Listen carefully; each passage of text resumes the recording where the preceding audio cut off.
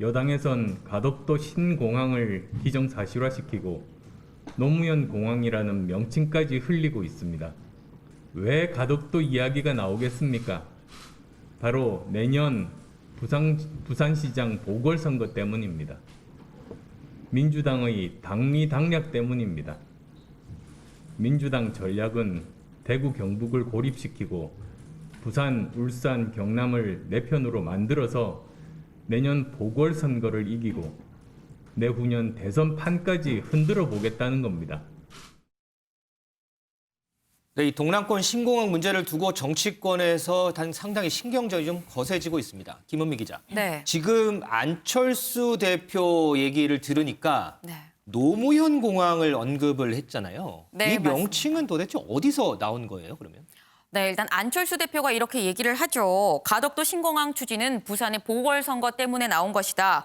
여당에서 노무현 공항이라는 명칭을 붙였다라고 주장을 합니다. 네. 그러니까 여당에서 이런 걸 흘린다라고 안철수 대표가 주장을 한 건데 이걸 또 조국 전 장관이 봤습니다. 조국 전 장관이 그러자 어제 자신의 SNS에 이런 비난 기꺼이 수용하라. 수용해서 아예 이름을 가덕도 노무현 국제공항이라고 지으면 되지 않겠느냐라고 받아쳤습니다. 그럼 저 말을 이제 조국 전 장관이 만들어서 본인의 SNS에 올렸다는 건가요? 네, 맞습니다. 심지어 그냥 가덕도 노무현 국제공항이 아니라 네. 영어로 ROH, MOO, 노무현, 예, 보시면 알겠지만 인터내셔널 에어포트라고 아예 괄호하고 영문명까지 써서 올렸습니다.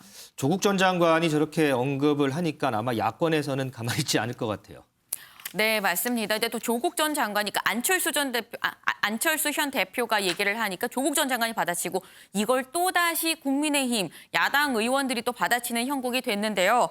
일단 강민국 의원은 이렇게 얘기를 합니다. 아니 그럴 거면 김포국제공항도 박정희 공항으로 하고 인천국제공항도 김영삼 공항으로 해라라고 얘기를 했고요. 네. 송파병의 어떤 국민의힘 당협위원장 김근식 교수는 노무현 전 대통령의 이름을 소환하는 건 너무 과하다. 그러니까 그런 식으로 할 거면 오거돈 전 부산시장으로 인해서 그런 성추행으로 인해서 보궐선거가 생겼는데 그러면 선거용으로 가덕도를 살려내는 거니까 그럼 오거돈 국제공항이라고 해라. 그걸 적극 한번 고려해보라라고 또 지적을 했고요.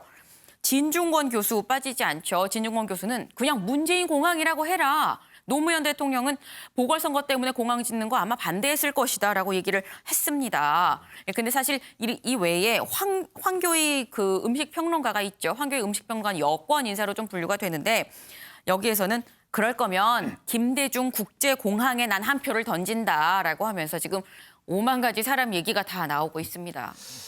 이 음식평론가가 언제부터 여권 인사로 분류가 되는지 참 모르겠지만 어쨌든 이 일각에서는요. 여권에서 이 동남권 신공항, 그 가덕도 신공항을 추진하는 건 다분히 내년 4월 선거용 전략이다. 이런 비판이 있습니다. 윤지영 기자. 네. 여권에서는 이에 대해서 또 역공을 하죠? 네, 당연합니다. 민주당에서는 지금 동남권 신공항 논의가 시작된 지난 2003년부터 민주당은 꾸준하게 가덕도 신공항을 밀어왔다라는 입장입니다. 그렇기 때문에 선거를 고려한 정치적 결정을 한 건 문재인 정권이 아니라 이명박 박근혜 정권이었다는 거죠. 우상호 의원도 이명박 박근혜 전 대통령이 신공항을 공약으로 걸었다. 박근혜 정권에서 대구 경북이 가덕도 신공항에 반대를 하니 김해 신공항으로 갑자기 방향을 튼 것 아니냐라고 공격을 했고요. 또 이걸 여당에 문제 제기를 할 일이 아니라 박근혜 이명박 정권에서 지키지 못했던 공약을 문재인 정권에서 대신 지켜주는 것에 대해서 좀 고마워해야 된다라는 취지로 얘기를 하기도 했습니다. 자, 아직 동남권 신공항이 가덕도로 확정된 것도 아닙니다. 하지만 정치권에서는 가덕도로 마치 확정이 된 것처럼 이렇게 공방을 벌이고 있는데 이 부분은 두 분의 의견을 좀 다 묻고 싶어요. 이 이해가 걸린 PK, 그다음에 TK 지역 주민들, 특히나 이 가덕도 주민들, 상당히 이런 정치권 혼밥 공방에 대해서 많이 혼란스럽지 않을까 싶어요. 사실 이 공항 문제, 특히 동남권 신공항 문제는 벌써 오래됐죠. 한 네. 10년 넘은 논쟁입니다. 저는 그런데 일단 이 공항 문제를 결정짓는 걸 선거를 앞두고 결정짓는 게 정말 반대를 합니다. 왜냐하면 이게 사실 10조 원 이상 드는 굉장히 대역사거든요. 자, 그게 어떤 면에서 보면 선거를 앞두고 이 포퓰리즘에 따라서 결정된다는 것은 나중에 두고 우리가 후회될 부분입니다. 네. 분명히 뭐 공항이 필요하다면 지어야겠죠. 그렇지만 이것이 하나의 정치적인 어떤 이해관계에 따라 짓는 것은 좀 이거는 문제다는 생각이 들고요. 더군다나 지금 정치권에서 벌어지고 있는 게 일단 김해 신공항 지금 문제에 대해서는 김해 신공항이 부적절하다라는 결론까지만 나와 있는 거 아니겠습니까? 그렇죠. 그러면 그다음에 어디로 할 것인가의 문제는 여당에서는 특별법을 만들어서 가속도를 하겠다는 것이고 또 국토부나 이런 쪽에서는 그렇게 안 된다. 이게 기본적으로 다시금 그러면 부지 선정을 해야 된다라는 이야기 아니겠습니까? 그렇죠. 가덕도든 밀양이든 뭐 등등을 놓고 경제성이나 검증해서 해야 된다는 것이거든요. 자, 근데 문제는 이게 이제 선거를 앞두고 이렇게 이루어지다 보니 벌써부터 이름 갖고 논쟁이 벌어집니다. 미국 가면 뭐 존 F 케네디 공항이라든지 덜레스 공항이라든지 전직 대통령이나 국무장관 이름을 딴 공항들이 꽤 있긴 그렇죠. 있습니다.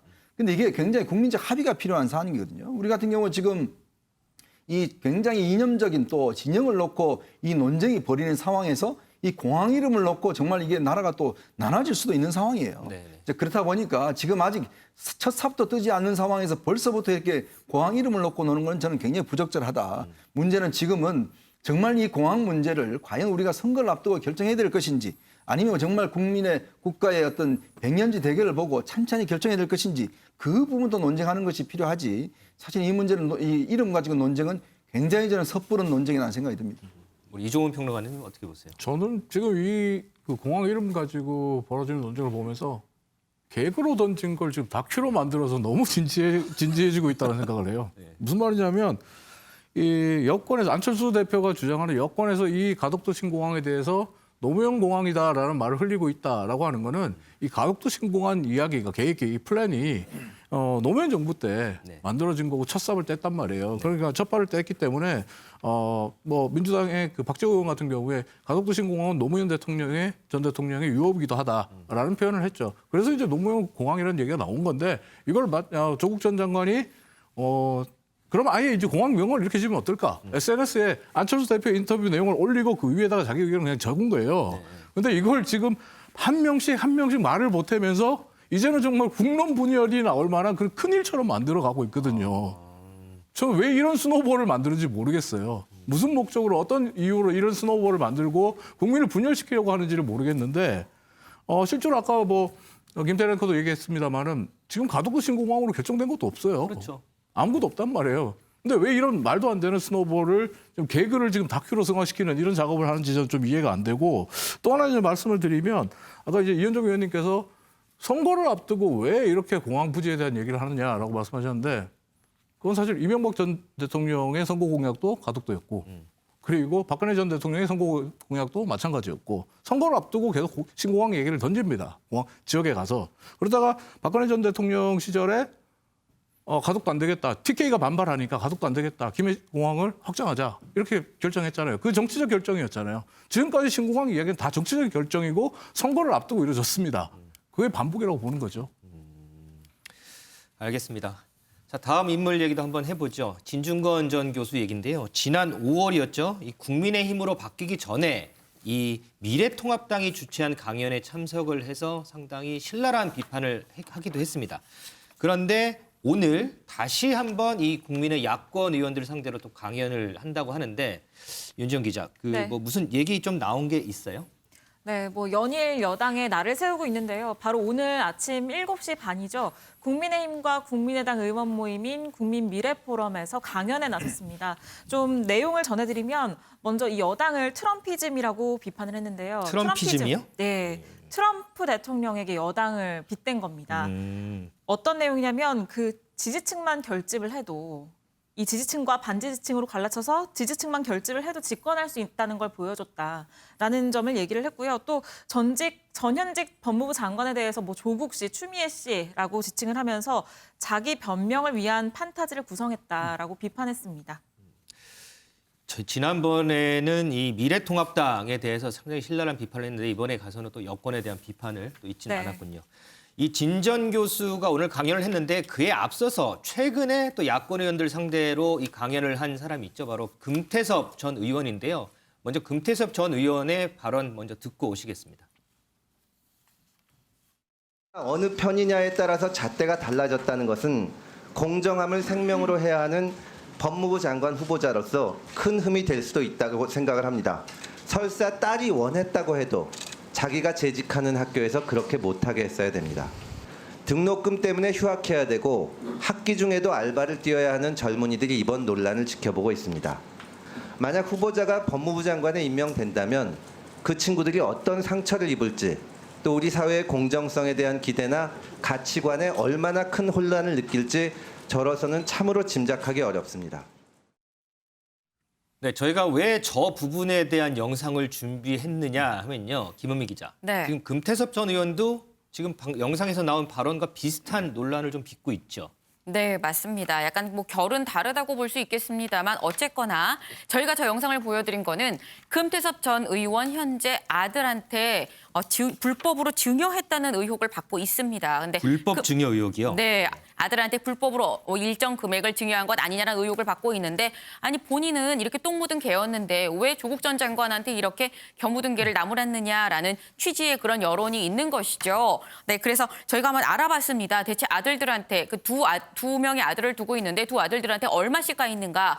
일단 저희가 참고한 기준은 이겁니다. 지난 3월에 공개된 국회의원 재산 신고 내역인데요. 네. 국회의원은 해마다 자신의 재산이 얼마나 되는지를 신고하게끔 돼 있죠. 그렇죠. 여기서 보면은 장남, 27살인 장남은 청담동의 어떤 빌라를 공동 소유하고 있다라고 합니다. 장남과 차남, 지금 사실상 장남, 차남, 그리고 금 전 의원, 그리고 그 배우자까지 가족 4명이서 공동으로 이 빌라를 소유를 하고 있는데 이 빌라가 청담동에 있습니다. 네. 이 빌라가 사실 현재 분양가로 따지면 67억에서 많게는 115억까지도 간다고 해요. 네. 근데 이걸 이게 공동 소유로 해갖고는 지분 뭐 7억 3천만 원씩 그리고 예금도 8억이 각각 넘게 있습니다. 네. 그러니까 지금 아직 30이 채 되지 않은 아들 둘이 20대인 아들 둘이서 10몇 억씩 20억에 가까운 금액이 지금 본인 소유로 되어 있는 건데 이에 대해서 이 돈이 어디서 난 것인가를 지금 지적을 하고 있는 거거든요. 근데 이에 대해서 금태섭 전 의원은 또 다른 해명을 내놨습니다.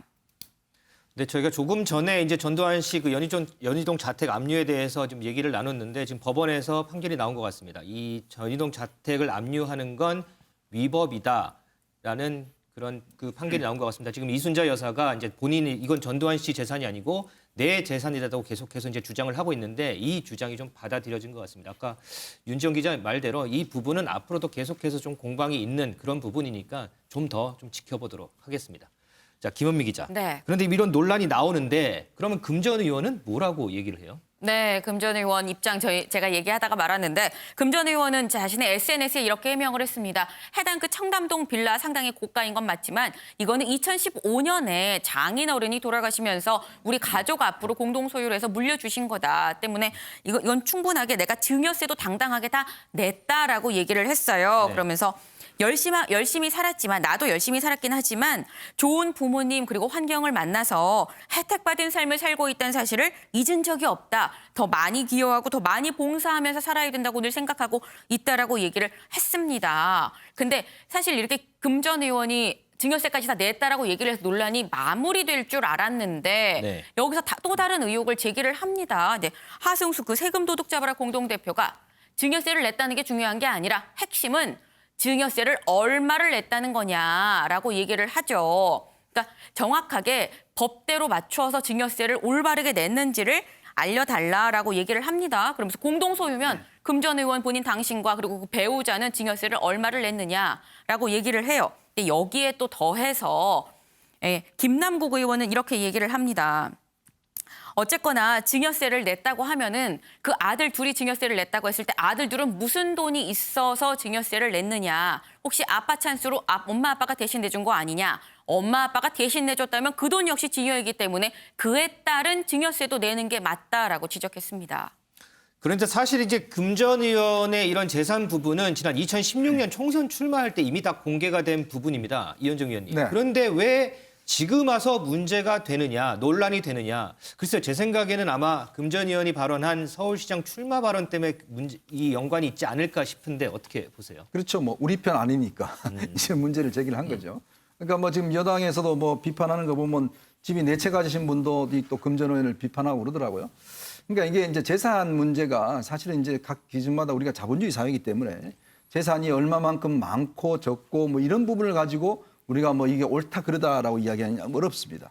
문제는 이제 그것이 과연 합법적이냐, 또 합법적으로 증여를 했느냐, 이 부분 이제 만약에 불법이 있다라면 그걸 문제 삼아야겠죠. 그렇죠. 그러니까 여기서 이제 문제되는 지점은 뭐냐면 물론 이제 본인과 부인 같은 경우는 이제 증여세를 냈을 텐데 문제는 이제 자녀들 같은 경우도 이제 지분을 받았잖아요. 네. 근데 자녀들도 증여세를 냈다고 한다면 자녀들이 아직까지 어떤 면에서 보면 독립적으로 돈을 벌 수 있는 뭐 상황은 아닐 겁니다. 자, 그러면 이 돈은 과연 그럼 어떻게 마련했을까? 이것 또한 예를 들어서 그러면 아버지한테 뭐 빌려서 냈다든지 뭐 이런 식으로 내는 것인지. 그러니까 어떤 면에서 보면 우리가 기준을 좀 세워야 될 것 같아요.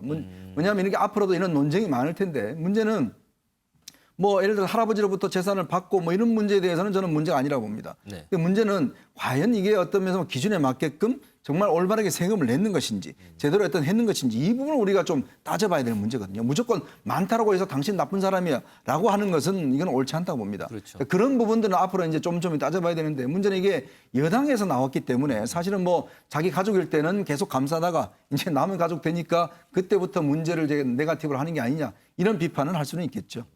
근데 문제 제기는 할 수 있죠. 뭐 네. 짚고 넘어가야 될 게 사실 궁금하지 않습니까? 20대 그 청년이 예금 8억 7천만 원씩 갖고 있어요. 이 예금에 대한 돈의 출처 그리고 여기에 대한 세금은 어떻게 뭐 납부가 됐는지도 밝혀야 되거든요.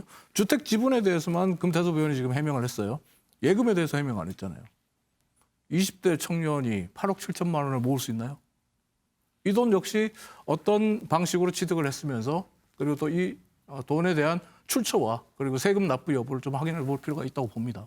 그러면 이제 발언하신 김에 똑같은 질문을 한번 드려볼게요. 네. 이 부분은 지난 2016년에 이미 공개가 된 부분입니다. 네네네. 그런데 왜 지금 와서 논란이 되는가? 어떻게 보면 그 논란이 지금 커지는 부분은 사실은 이렇게 볼 수 있겠죠. 하승수 세금 도둑 잡아라 대표가 페이스북에 이걸 올렸고 그리고 근데 하승수 대표가 뭐 그 민주당 편이냐? 그건 아니거든요. 좀 범진보라고 볼 수 있겠죠. 근데 민주당 편이냐 이건 아니고 문제 제기를 했었고 금태섭 의원 같은 경우는 조국 전 장관의 청문회 때 조국 전 장관이 청년에 대한 박탈감과 그리고 청년에게 불공정을 안겨줬다. 네. 그렇게 살면 안 된다. 조로남불이다. 이렇게 맹비난했단 말이에요. 근데 하승수 대표의 말을 보니까 이건 금로남불인데?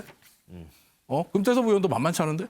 금태섭 전 의원이 조국 전 장관의 제자잖아요. 그러다 보니까 SNS에서는 청출어람인가? 이런 얘기가 나온단 말이에요. 자기가 더한데? 라고 하는데 여기에 대해서 조국 전 장관도 마찬가지로 또 뭐 금태섭 전 의원도 마찬가지로 해명해야죠. 어떻게 재산이 형성됐고 세금 납부는 어떻게 됐고 다 해명해야죠. 근데 그냥 주택 지분은 2015년에 장인에게 받았고 증여세를 냈다. 여기서 끝났잖아요. 아니죠. 어떻게 증여세를 냈고 얼마를 냈고 또 아들들이 그 당시 20대인데 20대 초반에서 어떻게 그 돈을 마련해서 증여세를 냈는지 얘기할 필요가 있고 예금을 어떻게 만들어냈고 저는 20대 때 8억 7천만 원을 꿈도 못 꾼 액수였거든요. 그렇죠. 그런데 이 꿈도 못 꿀 액수가 어떻게 만들어졌는지 소명할 필요는 있죠, 분명히. 그리고 또 금태섭 전 의원이 이제 서울시장이라는 더 큰 꿈을 꾸겠다고 하잖아요.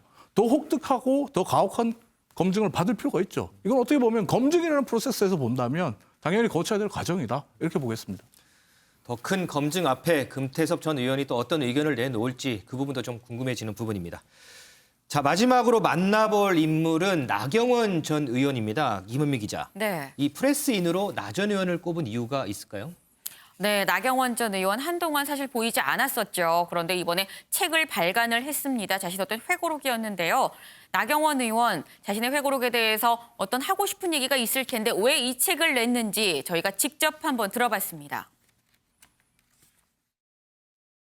지금 많은 국민들의 삶이 참 힘드십니다. 뭐 작년 1년 내내 사실은 밀어붙이는 그런 정부의 정책들 또 여권의 정치에 저희는 국민의 삶을 지키고 싶어서 또 때로는 강하게 저항하고 때로는 협상했는데요. 그 많은 이야기를 통해서 우리 정치인들이 앞으로 국민의 미래를 어떻게 만들어가야 되는지 한 번쯤 생각하는 그런 계기가 되었으면 하는 그런 마음에서 이 책을 출간하게 되었습니다.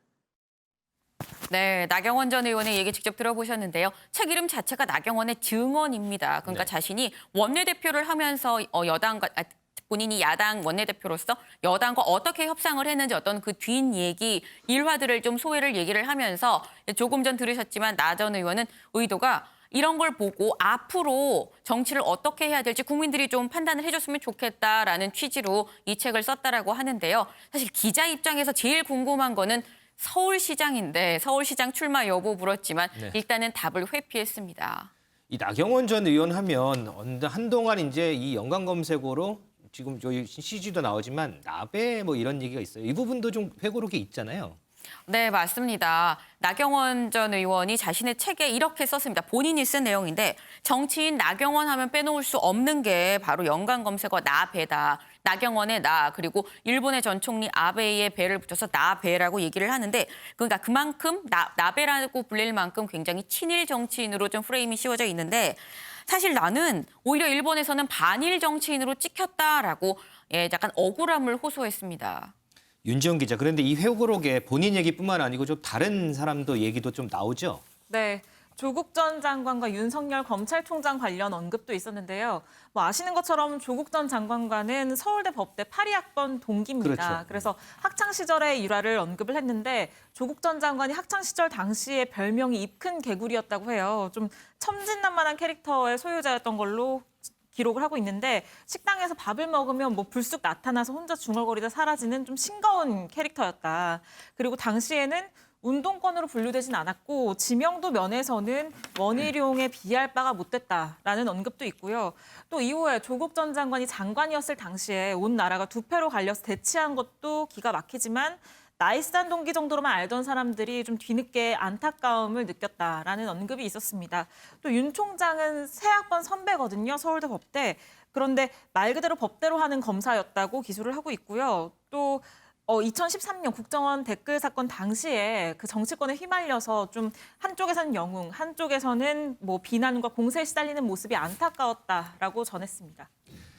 자, 나경원 전 의원 회고록에도 언급된 윤석열 검찰총장.